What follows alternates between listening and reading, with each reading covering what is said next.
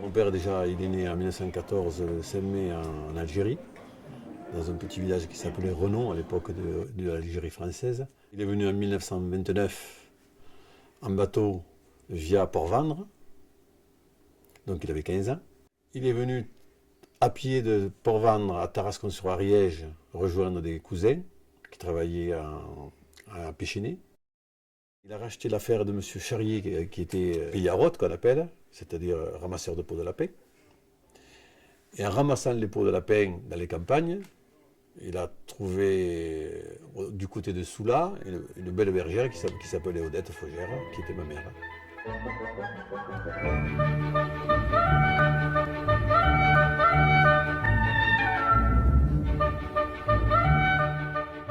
Moi, je m'imagine cette photo que j'ai en vitrine. C'est elle qui est arrivée de chez elle en vélo avec la valise. Parce qu'effectivement, elle a dû partir un coup de colère. Elle est tombée amoureuse. Elle est partie du foyer sans l'accord de ses parents. Et ils se sont installés à Foix.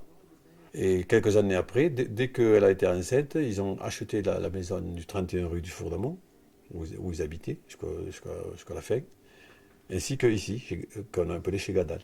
Ensuite, se sont lancés dans la brocante, on appelait ça chiffonnier à l'époque. Et c'était quoi un chiffonnier? Un chiffonnier, c'est quelqu'un qui ramassait de tout, de A à Z. Il ne faut pas oublier que le chiffonnier, ça ne date pas d'aujourd'hui, puisque ça date du Moyen-Âge.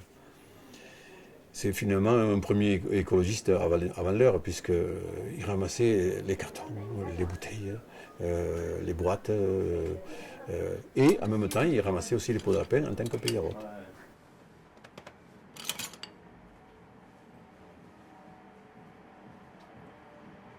Au début, c'était un vélo, avec une carriole. Après, ça a été en moto, avec une carriole derrière. Et puis après, quand il n'a pu se payer un camion, il s'est acheté un premier camion, plus un fourgon. Cette photo qui est géniale, parce que c'est le fourgon dans un petit village sous la neige, et les paysans qui viennent lui porter des pots de lapin. Il avait son petit klaxon, il avait sa petite trompette, il appelait, et donc il arpentait comme ça. Il arpentait les campagnes, comme maintenant les épiciers de campagne arpentent. Il faisait la même chose, sauf que lui, c'était pour la brocante. Et les paysans, ils étaient bien contents, parce qu'ils avaient plein de choses dans les granges. Ils auraient brûlé tout ça, ou ils auraient mis ça à la poubelle. Et bien là, ils avaient quelqu'un qui leur achetait leur truc qui ne servait plus à rien. Ça va? Voilà, ça va. Au revoir, monsieur. Au revoir.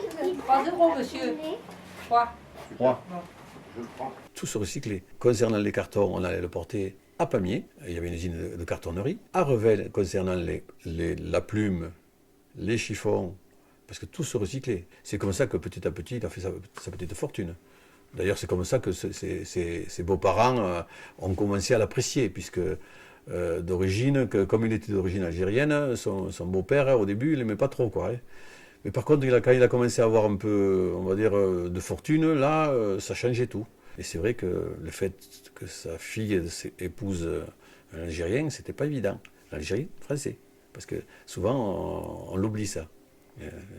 Ils n'avaient pas de double nationalité, ils étaient français. C'était toujours le combat auprès des gens pour se faire accepter. Et comment il a réussi à se faire accepter par rapport à ses origines? Eh bien, tout simplement par le travail. Et lui, c'était l'histoire le récupérateur, quoi. Il fallait récupérer, il fallait rien jeter. C'était avant tout un passionné d'objets. Et ces objets, eh bien, souvent, notamment les cartes postales, etc., eh, quand vous lui demandiez de le vendre, il vous disait « Oh non, je le garde pour mes enfants ».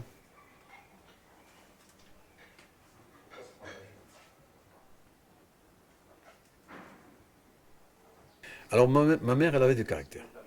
Ma mère, c'était son mari, mais bon, quand elle voulait faire quelque chose, elle le faisait.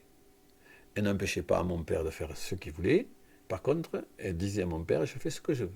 C'est vrai que c'était à l'époque, c'était souvent les garçons à la campagne, et elle n'avait pas envie, comme elle disait, de faire la boniche, quoi. Je répète son mot. Donc elle avait envie de vivre sa vie. Et donc, effectivement, elle a préféré cette vie que la vie agricole. La seule qui a voyagé autant de ses frères et sœurs, c'est elle. Hein. Elle a presque fait le tour du monde. Hein. Elle est allée en Russie, elle est allée au Vietnam. Mon père n'y allait pas parce que ça ne l'intéressait pas, lui c'était le travail et les enfants. Mais ma mère, elle suivait toute seule. Donc elle aimait cette vie. Elle aimait vraiment cette vie. Moi j'ai un souvenir de mon grand-père. Le chef de famille était tout le temps au fond de la table. Mon grand-père, pareil. Ma mère, non. Hein. C'était ma mère qui était en fond. Hein. Mon père était sur le côté avec nous. Et ça ne le dérangeait pas. Et c'est vrai qu'elle avait un fort caractère. Ça a vraiment un fort caractère. Mais elle n'était pas méchante. Ça devait être la tendresse. Nous, on rigolait quand aux anniversaires. On disait, bon alors, vous embrassez ou quoi? C'était rigolo, quoi. Mais je l'embrassais, mais c'était pudique. C'était marrant à voir, surtout à un certain âge. Maître Carboy sur un arbre perché tenait dans son bec un fromage. Maître Renard par l'odeur alléchée lui donne à peu près ses langages. Bonjour, monsieur du Corbeau, que vous êtes joli, que vous me semblez beau. Sans mentir, si votre ramage se rapporte à votre plumage, vous êtes le phénix des hôtes de ces bois.